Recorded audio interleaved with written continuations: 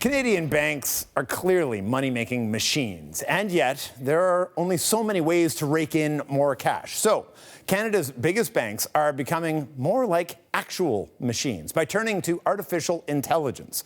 TD is buying Layer 6 AI. The Toronto-based startup uses artificial intelligence to analyze data, which it uses to learn more about customers and anticipate their needs. For example, the technology could look at spending patterns that suggest a customer is planning to buy a house. The bank could reach out and offer a mortgage, or it could analyze call center audio to identify disgruntled customers and step in and offer something of an olive branch. AI could also help TD juggle the various ways we bank these days. This isn't TD's first foray into AI, after all. In October, it reached an agreement with Kasisto to integrate its Kai banking chatbot platform into the bank's mobile app. RBC has also invested in AI research. It set up labs in Toronto, Edmonton, and Montreal, and tapped AI pioneer Richard Sutton as an advisor. Joining us for more on this is Tomi Pautinen, the co-CEO of Layer 6 AI. Before we even get into this deal and what it means for you, for the company, and for consumers like me, just can you tell us a little bit about what it is that Layer 6 does? Hi, Peter. Thanks for having me on the show. So Layer 6 is a service that offers some of the world's most advanced machine learning technologies to help retail banks better understand their customers and then recommend best actions for them to take and better service them. So if you consider for a second your branch manager that used to know everything about you, and where back when all your banking interactions were through the bank, in today's world we bank on our phones, through an ATM, online. Our interactions with the banks are all over the place. And what Layer 6 will enable a bank to do is to take all of those different interaction points and then personalize the experience the way that a bank manager used to know you. So, I mean, for me as a customer then, does it mean that I will have kind of a better liaison with my bank, or a bank that is anticipating my needs a little bit better? Like, how does this actually play out for me? Yes, so a bank that will anticipate your needs, to understand what your financial situation is and anticipate where you're going next. It will enable a much more personalized experience for you to provide you the right service, right product, having the right conversation at the right time through the right channel. You know, fintech, of course, is nothing new to the Canadian banks. They've been investing in this world in a while. AI has really developed itself into an incredible hub here in Toronto, and you guys have become part of that. The confluence of those two things, though, does this give us a glimpse into what the future of banking might actually look like? It does, and it plays on Canada's natural strengths. So as you said, Toronto and Canada has an amazing history in AI, academic innovation, deep learning, what's driving self-driving cars, and Siri. That was invented in University of Toronto and in Montreal. And so it's a very natural hotbed of talent here. At the same time, Canada's financial industry is one of our strongest industrial sectors, and that as a sector has outgrown the Canadian marketplace and are now looking to expand aggressively outside of Canada. TD Bank takes market share in the U.S. quarter after quarter. So the tech investments and the AI investments that Canadian banks are doing is to help that global expansion. You know, I think when people generally have a startup, at least I imagine they get bought up by some big technology company, a Google or whatever it may be, down in Silicon Valley. What does it say that it's the big banks that are coming in and making these kinds of acquisitions, and about the way that will fuel growth for that technological hub around AI here in Toronto? I think it's a fantastic signal for the future. For me personally, this is my third exit. I had previously sold a business to Microsoft and one to Yahoo. And TD pursued us heavily, and frankly, the execution around the acquisition was every bit as good as those West Coast companies.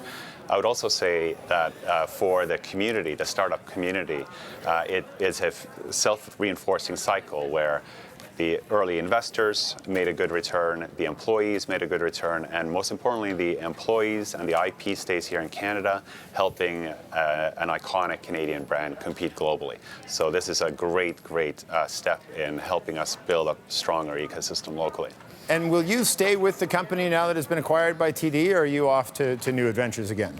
I'm absolutely committed to staying and seeing this through.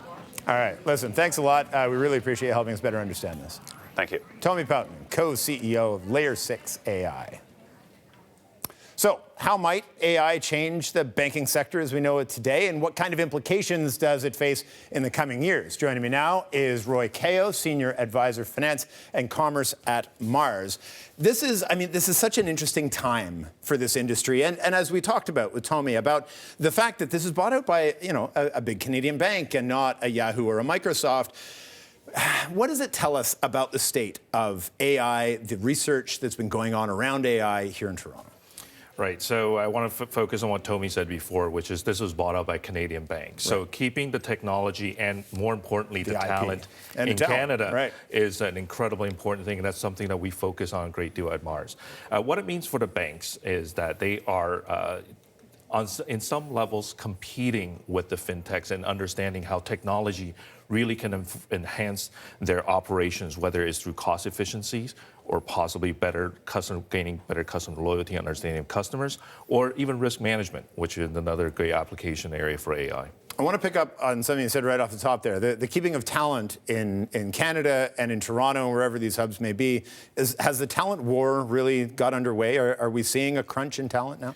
The talent war is underway, and we are very fortunate in Canada, again, because we seem to have the right resources and the raw fuel, which includes both our post-secondary education system, as well as our ability to attract, and even more so in the current geopolitical climate, external talent who seem to now find Canada to be a much more attractive spot to come home to and call home. And so it allows us really to expand our ability to invest in companies and the people in order to build these great companies like Layer 6 has. And there is a global talent crunch, for sure. And the fact that it's as big a company as TD, that, as he says, they didn't disclose the financials of this deal, but he says they were in the mix like any of the West Coast companies.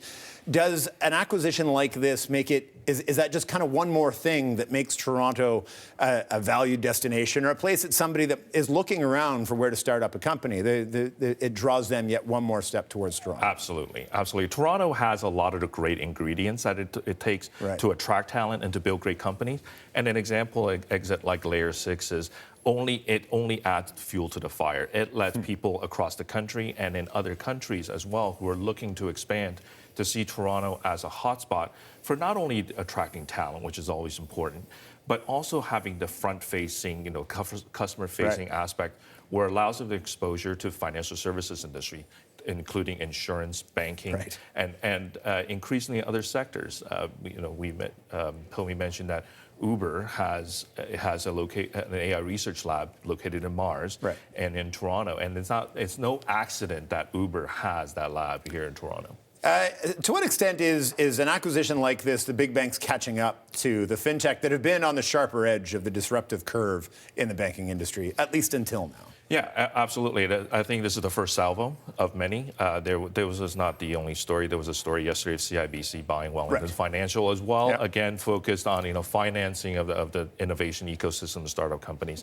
I think, and this is the first week in January, right? Two big news out of the fintech and the financial service sector. So, I think this is the opening salvo. What you will see increasingly as banks, as they decide which path to pursue in order to pursue the fintech course, whether it's buying partner like CIBC, has done with Borrowell as well as Thinking Capital, or possibly acquiring the raw resource and the talent like the Layer 6 acquisition, which gives TD now exclusive access to what they've built. It's a fascinating time. We sure appreciate you helping us better understand it all. Thanks for having us here. Roy Kao, Senior Advisor, Finance and Commerce at Mars.